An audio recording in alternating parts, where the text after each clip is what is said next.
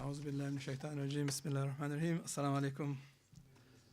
Thank you very much for inviting me. And this presentation will have lots of numbers in them, so I hope you are number friendly. I think I always grasp the opportunity to talk about the census, because I think it is a wonderful resource for Muslim society, Muslim civil society. And it's giving us information which we would not otherwise have been able to obtain. And because we just don't have the resources to conduct large-scale surveys of this type. So it's really a gold mine. And I think we should all take it very seriously, whether at a local level, regional, national level, and use it for our work, both in terms of how we face the external society for advocacy work, and for our own short-term, medium-term planning. So you may remember last March, there was a big form, may have landed on your doorstep. This is the census form. In March 2011, not last year. And it had about 40 questions in it. It was a compulsory form. And one of the questions was this question here: what is your religion? Which is the only voluntary question on an otherwise mandatory form. And it was filled by 94% of the British public. So it was quite well received. The census itself probably is filled by 98% because there's a hefty fine if you don't complete the census form. The MCB, Muslim Council of Britain, was very active in lobbying for this, having a question in the 2001 census. As a result of a lot of support from other faith groups, Jewish community, the Christian, the churches, this question was accepted. And it's quite a straightforward question: what is your religion? It doesn't go into any detail, and we did not want it to go into any detail in terms of how do you measure faith, what is your level of practice, were you Muslim before, non-Muslim before, and you became Muslim. So it was a very straightforward question. And it was the first time there was a religion question in the British census since 1847. So it is quite a sea change in attitudes to a religion. Now, let's enter. Okay. So when we were campaigning for the question in the mid-1990s onwards, there were three reasons why we wanted this question. Firstly, we lacked accurate statistics about Muslims. So some Muslim leaders said there were 1 million Muslims. Other Muslim leaders who were very gung-ho would go up to 4 million. So it was quite a range. Also, the other big reason was there was a feeling that in the past there was such a powerful race relations industry that the resources were divided up on the basis of the black or Asian, and the Muslims were somehow seen as an invisible or marginal community. And it was an unfair allocation of resources because we couldn't make the case for allocation of resources on a faith basis. And the third important reason was that many young Muslims, and I'm sure everybody in this room, our primary identity is our faith identity. It's not our ethnic identity. It's not our class identity. And there was a big surge within the Muslims that we should be recognized for our faith. So all these arguments, led with a lot of political pressure, eventually led to this question being put in the 2001 census. And now we have the same question with a slight variation in 2011. And what I want to go through with you is some findings from an MCB project, which is still ongoing. So I won't be going through everything, just picking up some highlights, some of the juicy bits, which I think are interesting. And it's a project, it's a voluntary project, so if anybody really here is interested to join us, I know Pervez is here, is he not here? Pervez has helped a lot, other friends have helped. So if anybody is interested, please join us, and there's a lot of work to be done. And the way I'm presenting it, there's some on some overall information about Muslim population, the age distributions.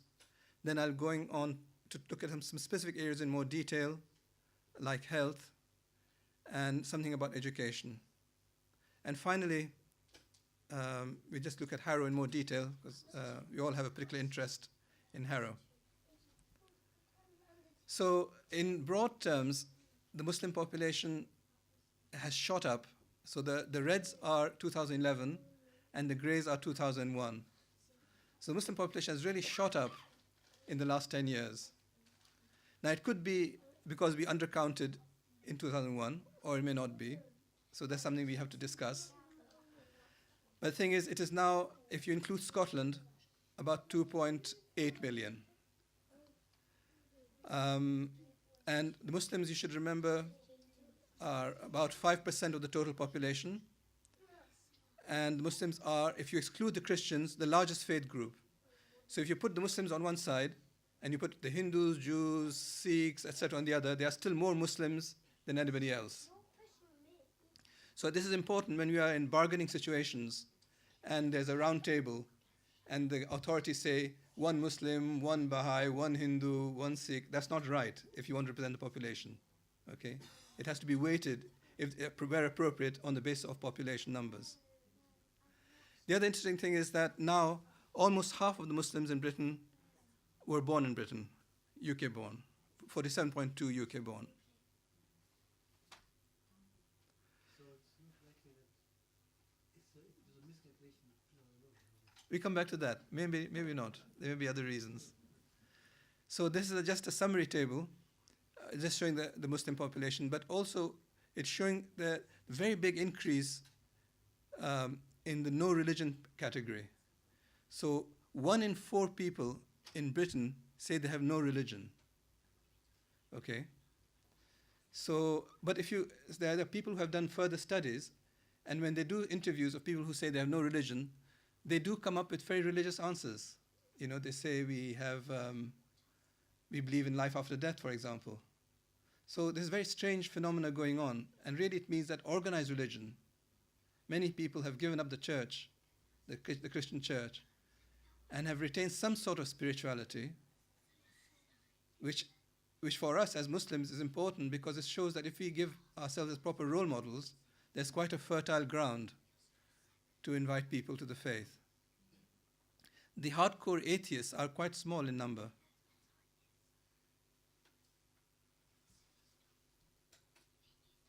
Okay, I was interested in this. If you remember the question, you say, what other religion, any other religion? And this is the mix. You know, it's amazing. There are 57,000 people who claim they are pagan in this country. All right? If you look at the Baha'is, only 5,000, and yet the Baha'is have tremendous political power. But you can see the variation, you know, how it's like a spiritual bazaar. Spiritualist, you know, people just are choosing what they want. Satanism, witchcraft, people are prepared to sign up to that. And this professor was saying there's a growing fragmentation of the religious sphere. But again, it just emphasizes if Muslims can actually get their act together and be good role models, you know, there's so much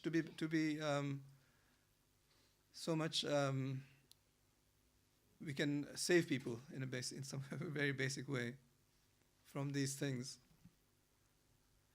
Okay, now this is interesting because this is what's known as an age-sex pyramid. And what it shows is that there are much more Muslims in the younger age groups and far fewer Muslims in the older age groups. Okay? But if compared to the Jews, the Jewish population, I didn't have to take Jews. Somebody questioned, why take Jews? Are you sort of, you know? But it's exactly the same for the main population. It's very, very sort of almost rectangular. But in the Muslim population, it's a pyramid because there are far more younger people in the Muslim community. Okay, so this is something you need to bear in mind as we go on in our discussion. The bias is very much on the younger people in terms of our population distribution. In fact, at the moment, if you look at in more detail, 1 in 4 of the Muslim population is under 9, right? Over half are 19 or under. Okay, so just using this, if this is the situation in 2011, you can say what will be the population, what will be the bands in 2021, 2031, what are we doing now preparing for the future? So this is why census data is important. So some of the policy issues, so what I'm in this discussion, what I want to bring out are in our MCB team, what we think are some of the policy issues which we should raise in audiences. So for example, the large number of young Muslims, 225,000 will become teenagers. Those who are 5 to 9 now, about 250,000 will become teenagers in 10 years' time. Now you know that there are severe public sector cuts happening. Youth services are being cut down. Youth officers are being fired. Public sector, the local government is really cutting down. So who is going to pick up that gap in terms of delivering youth services and providing leisure facilities, careers advice, counseling, anti-drug advice? So is it going to be the faith communities? Is it going to be the mosques, the community centers who have to fill in and plug this gap, which is going to be more acute for us? The other aspect for people like me is that there are a lot of us who will be old in 10, 20 years' time. What provision are we making? We have no elderly care infrastructure. If you look at the Jewish community, they have tremendous elderly care homes and huge networks and very innovative work.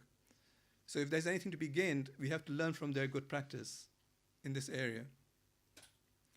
And the other aspect is that if you look at Britain as a whole, it has an aging population. So in Britain as a whole, 1 in 6 is over 65 today, but amongst Muslims it's 1 in 16.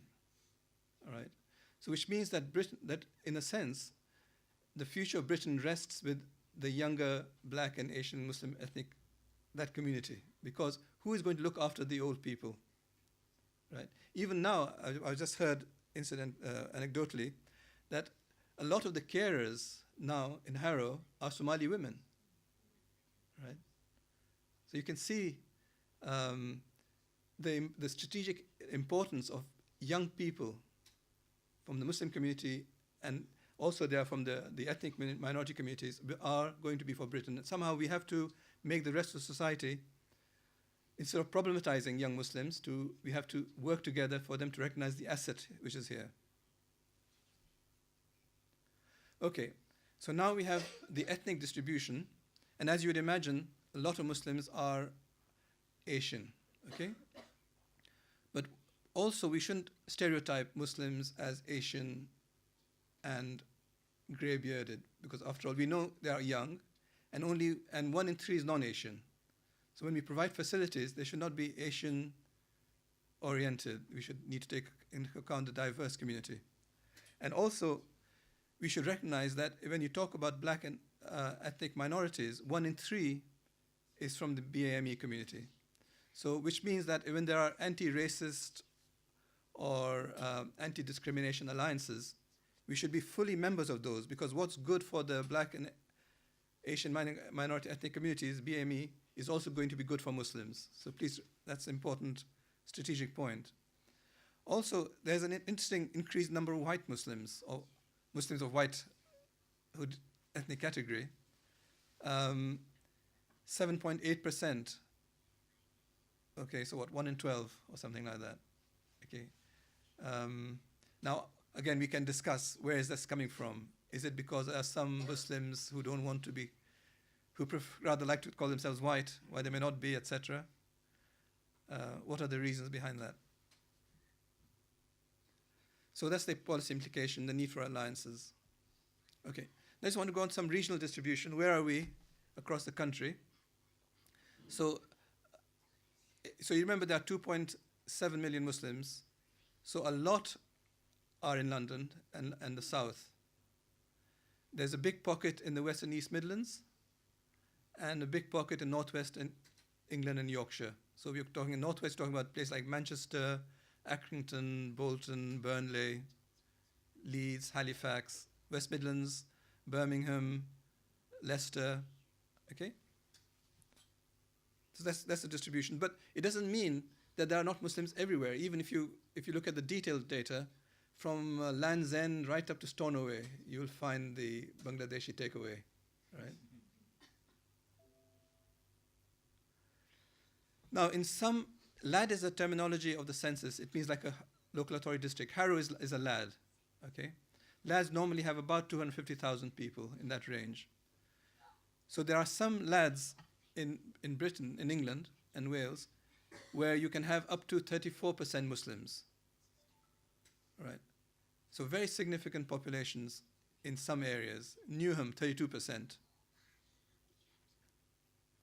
Okay, so there are quite concentrated pockets as well. So on the one hand, there's a regional, Muslims are everywhere, but they are heavily populated in some areas. Now, what is important for us from a policy point of view is that 45% of Muslims live in the 10% most deprived local authorities in the country. Right? Very serious. So there are pockets of well-to-do people, maybe 1%, but a huge number are in poor socioeconomic conditions, living in a poverty trap, right? And what are we doing about this situation? So a large section of the Muslim population live in the most deprived areas and face the poverty trap. So this is a nice map of Muslims in London. And you can see, the East London, Waltham Forest, Ilford, Leighton pocket on the east. And the center, sort of at about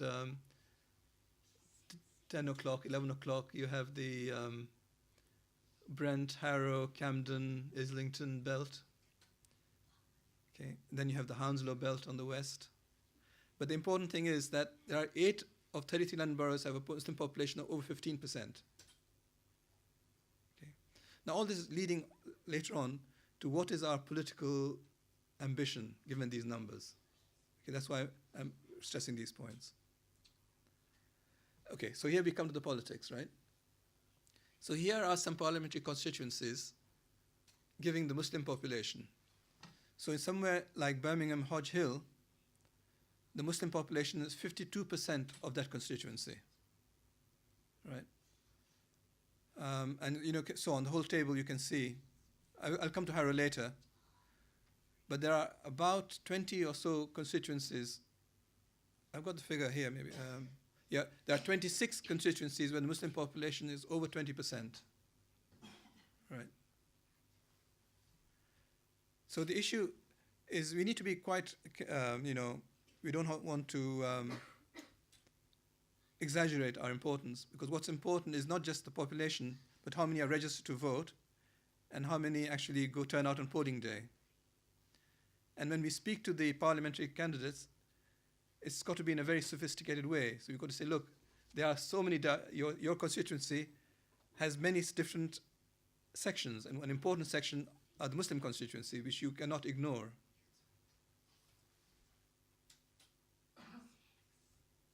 Okay, now this is, the reason I put this up is that there are some shocking results here. One of the questions in the census is what sort of household do you have? Is it a single parent household? Is it a married couple with children? Is it, elderly, no children? And what I found quite shocking is that there are a lot of one-person households.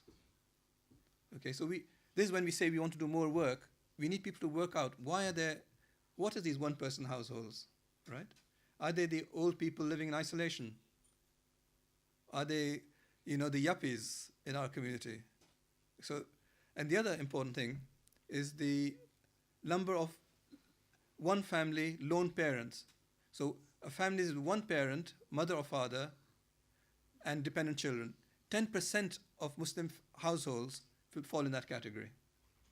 Okay, so there are real social problems of lone parents, probably lone mother, single mothers managing children, and of isolation possibly. So this sort of information would not be available unless we had the census. Okay. So there are 270 households with dependent children. So this may interest the marketing people. 77,000 lone parent families, etc. Okay.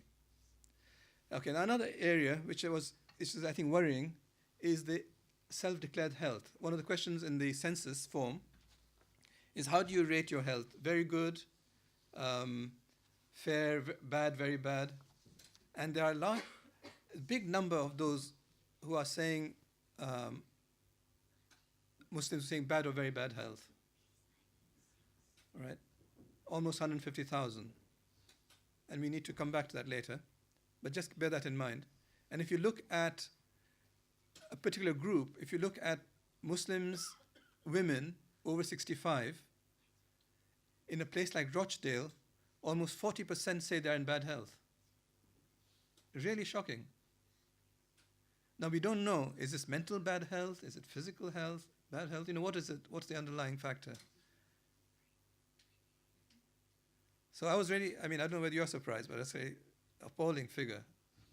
And it's not as if people exaggerate when they say they've got bad health, because thanks to Parvez's work, we found a paper which says there's a correlation. When people say they've got perceived bad health, it is bad health. Okay, there's no reason for people to exaggerate on this issue.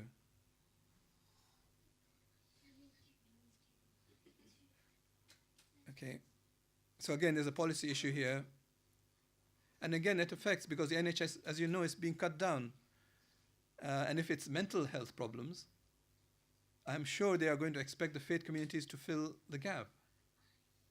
And are our imams and Maulanas trained to provide mental health counseling or to identify where it's needed? Right. So this is about qualifications. And again, it's not a very pretty picture, because it says there are 26% of Muslims with no qualifications. So it's quite polarized.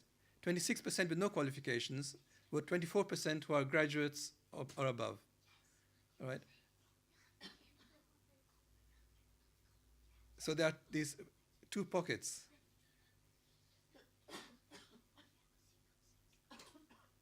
And if you look at the by age, 12% of those between 16 and 24 have no qualifications, this is the lowest. It's the highest compared to other faith communities. So really, a lot of them, young Muslims, are in the dustbin. No qualifications.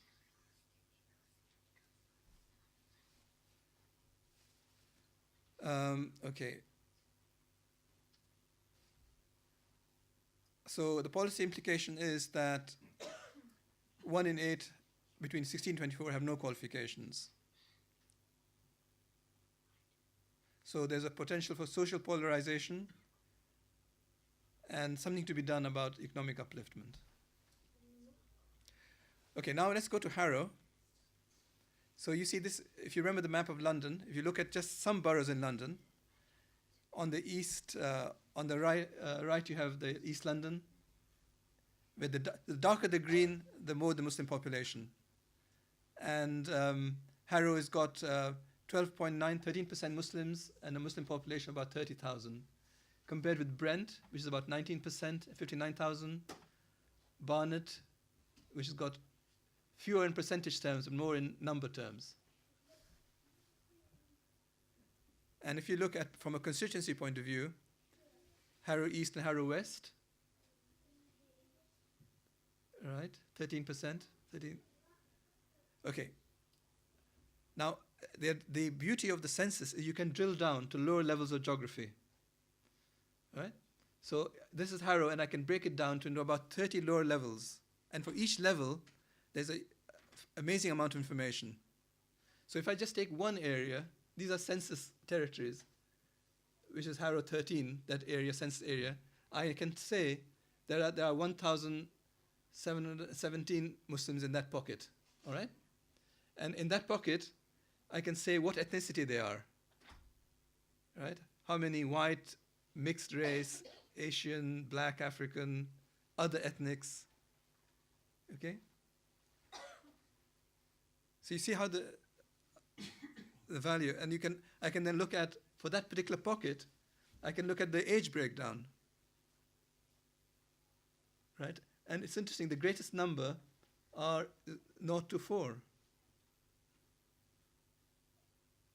Okay, and then I can look at the health over 65, you know that overall figure we had of women over 65 with bad health, I can drill down to that level, just in one small pocket of Harrow, right?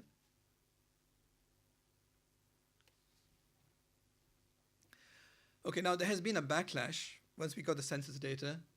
You know, the Islamophobic press has come up with Britain taken over, the pure white land is being engulfed by these virus.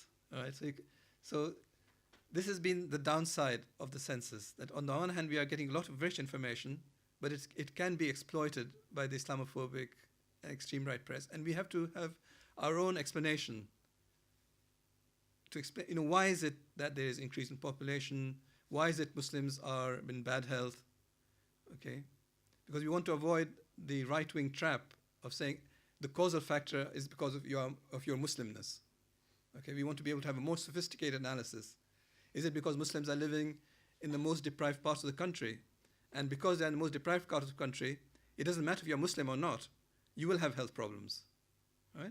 That's the sort of analysis we need to do. And we need help from young volunteers to be involved in this project. This is another typical headline. Alien nation, Christianity is on the decline. All right? While Islam is on the up.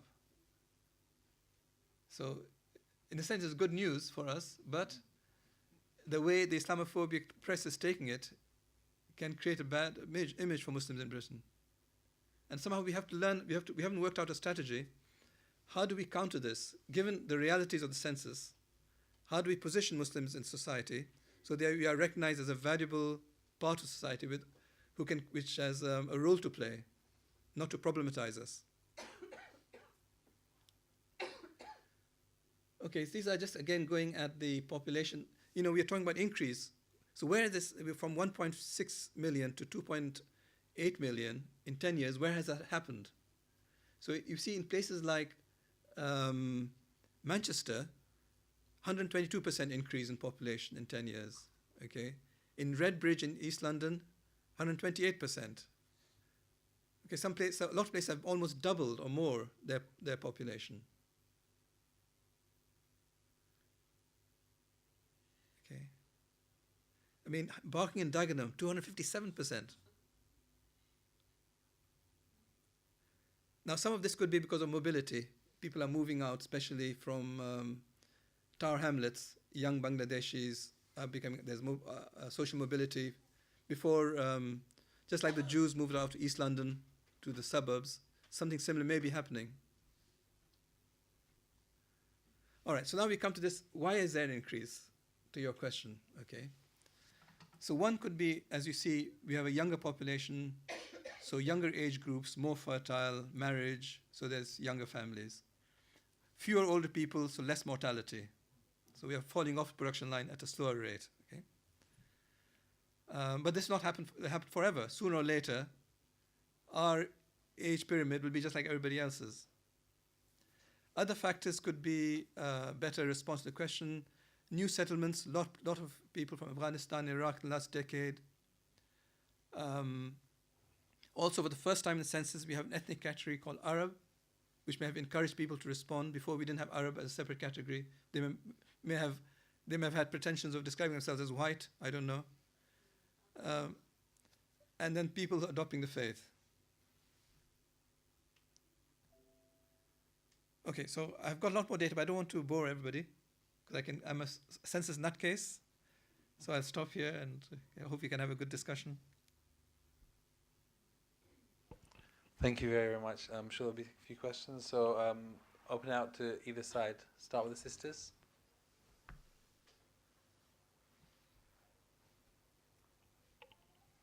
Nothing from the sister side? No?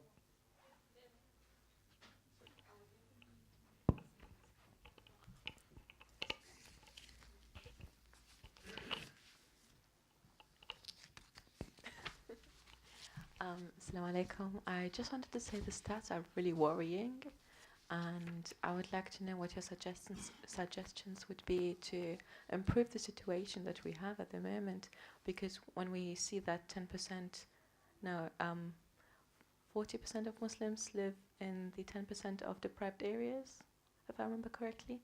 That's Yeah. quite worrying. So Yeah. what can we do about it? Yeah, yeah. And there are other things which I have not mentioned, like a lot of Muslims, especially in the Bangladeshi community, live in social housing.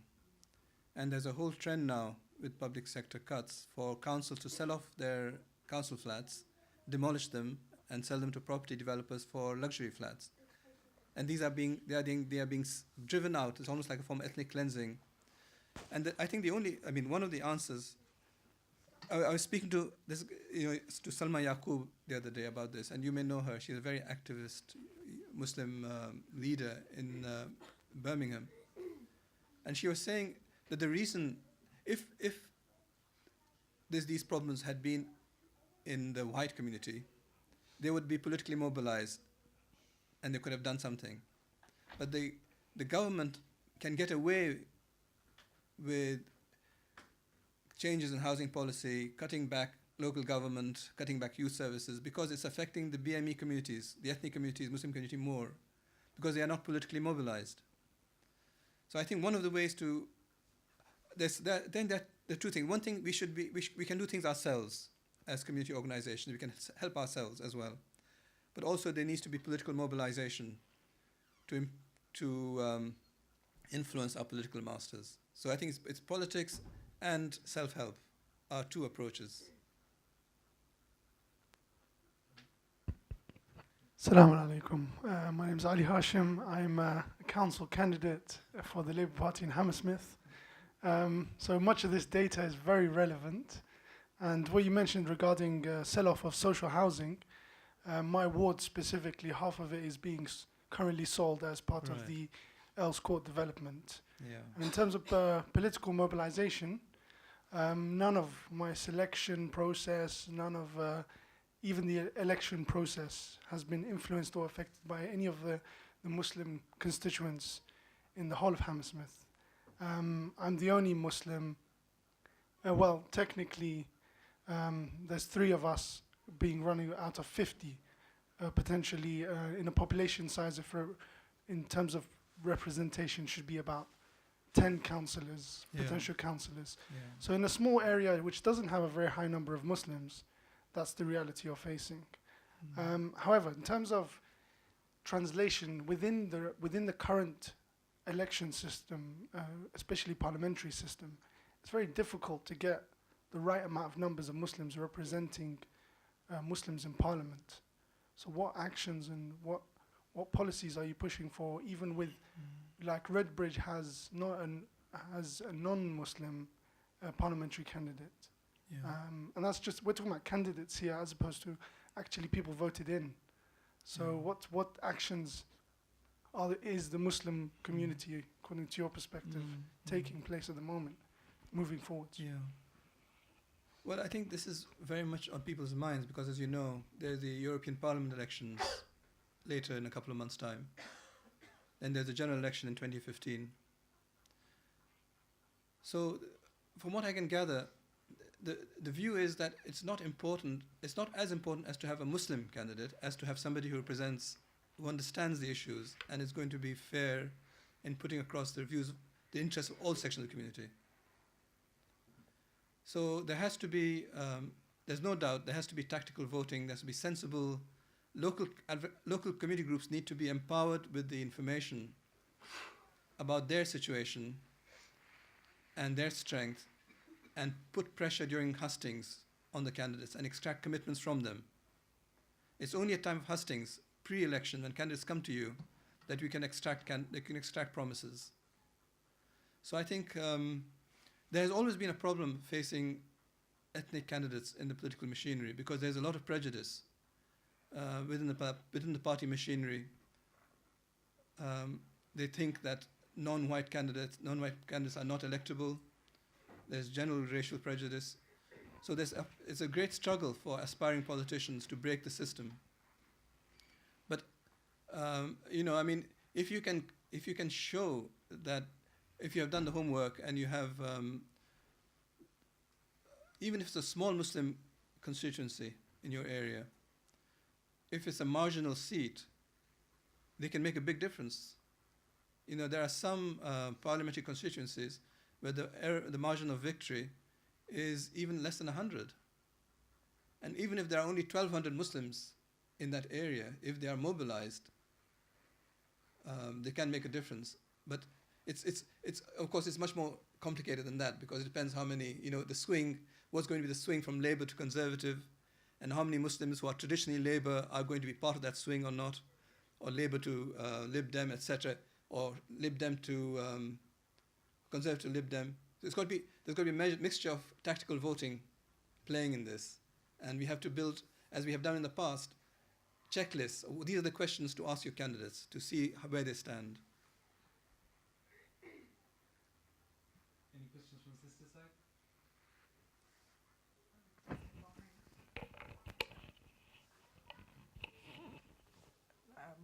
The reason for large Muslim young population could be that the Somali families have lots of children, and this is because they're probably the first generation Somalis in this country. Yeah.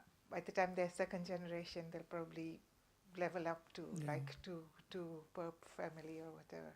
Yeah. And my observation is that the Romanians come in with a similar sort of large family size, and they're practicing Christians, so hopefully the Christian population will rise as well. Yeah. Yes, I think you're right. I think also the Polish population has increased tremendously.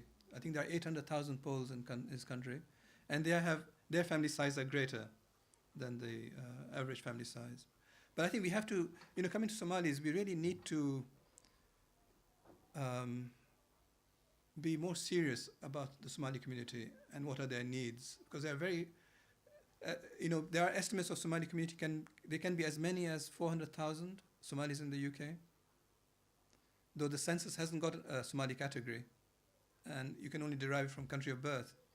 So from the Somalis themselves, they say there are huge numbers, and there are, as we know in Harrow, there are a lot of social problems, single-parent families, and so on. But they're also very talented people, naturally talented. They have an amazing facility with languages. They're very well networked. They're a very supportive community there of each other. So we should really, try and, the MCB has failed miserably in trying to get Somali activists joining and being part of collective activity, but maybe it can start at a local level. I noticed at the Harrow Mosque, Central Mosque, there is almost now maybe a quarter of the congregation for the non-Jummah prayers are Somali.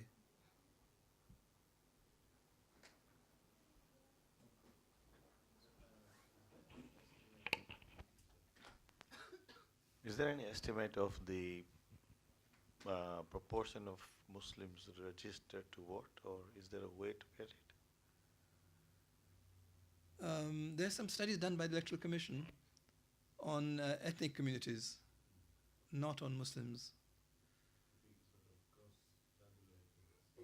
What would be your idea? Well, they say that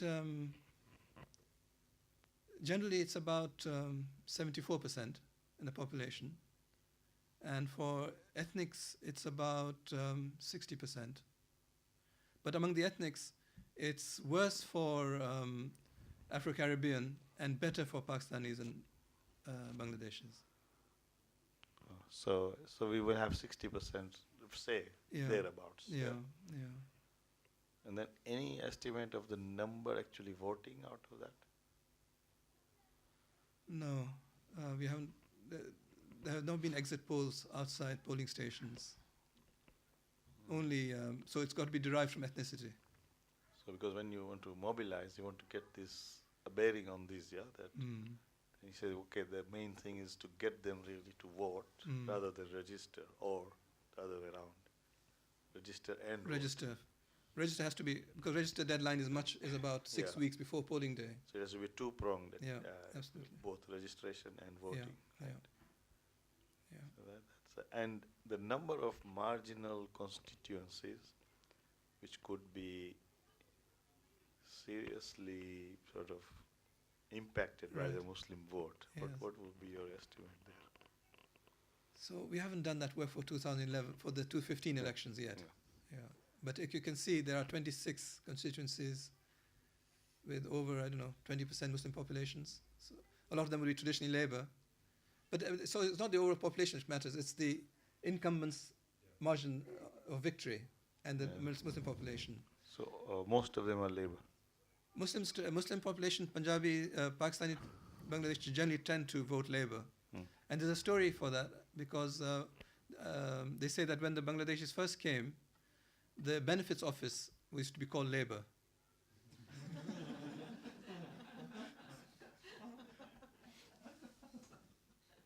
Not for recordings. Any questions from the sister side? Assalamu alaikum. Jamil, that was brilliant. Very good presentation. You are here on behalf of the MCB as such. So of course I'm leading up to a question. Harrow resident. Maybe your prospective voter. Yeah, because I've been involved in politics. I'd like just to explore first the MCB's role, because I've been in there and I've seen the amount of work you put in is the amount of work, the amount of results that you get. Basically, people saying that Hindus have got it all their own way, which is a misconception, because I've been there and I've seen it. It's only a matter of the Hindus putting in more effort. That's why they are getting the benefits.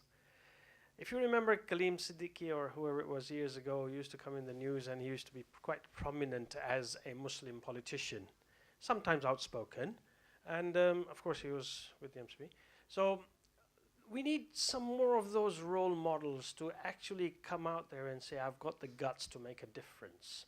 We need leaders, somebody like, see, all the politicians we have now is like maybe in the Lords there's some Ahmad guy who is really not a Muslim, this, what's his name? Ahmed, yes? Lord Ahmed, yes. Yeah, he's a Muslim, yes. That's right, yeah. Yeah, I believe you, yeah. So, and then we have people who don't really do enough, like we have the gay votes, the gay marriage votes that came up. And somehow the trust that you go into politics to try to put the Muslim perspective is lost now. I'd like you to tell me that the MCB is doing something towards reaching that goal of self-confidence and making a difference in politics as a Muslim, as opposed to going in there, towing the party line, doing what the party wants you to do. So I'm not saying to be outspoken in a negative way. We need people to be outspoken in a positive way and say, look, I'm making a contribution.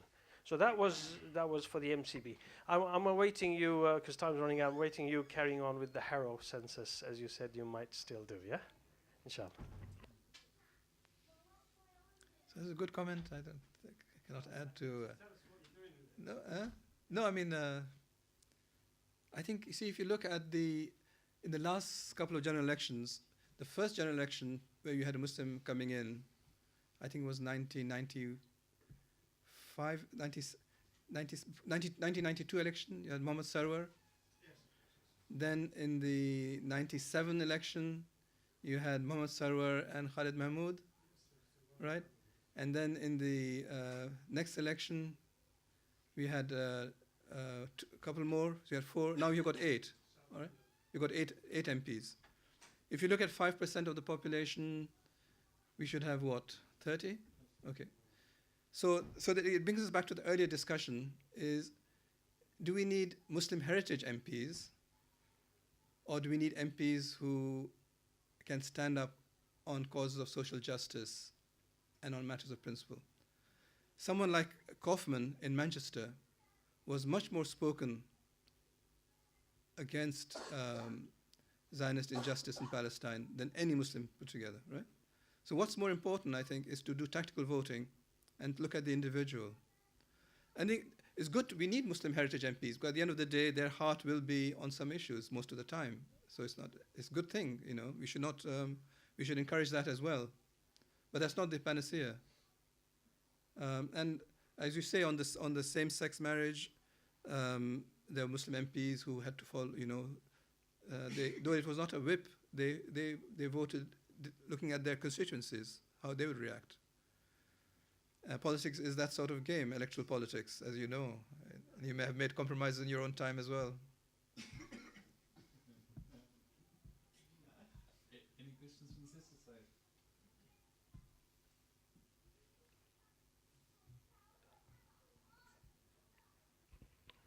Assalamu alaikum. Thank you for this very interesting presentation. And I was wondering if you could maybe give an overview of some of the analysis that has been done on the data and some of the analysis that you're looking for. Okay. So what we are looking for volunteers is that, you see, what I've been presenting to you, as you have noticed, was the Muslim population. What we want to do is we want to compare that with other faith groups. Are we really as bad as we think? Or is it like, when you say that, Muslims, lone parent families, okay, that number. But how is it in other faith groups? So we need that analysis, comparative analysis. Also, we need to disentangle what is a factor because of our Muslimness and what is it because of where we are living, what education we have had, what ethnicity we belong to, is disaggregating the factors. And that requires very clever statistical work, which we need that input. Unless any further questions, I think we'll end there. Thank you very much, Jamil. Thanks a lot. Salawat.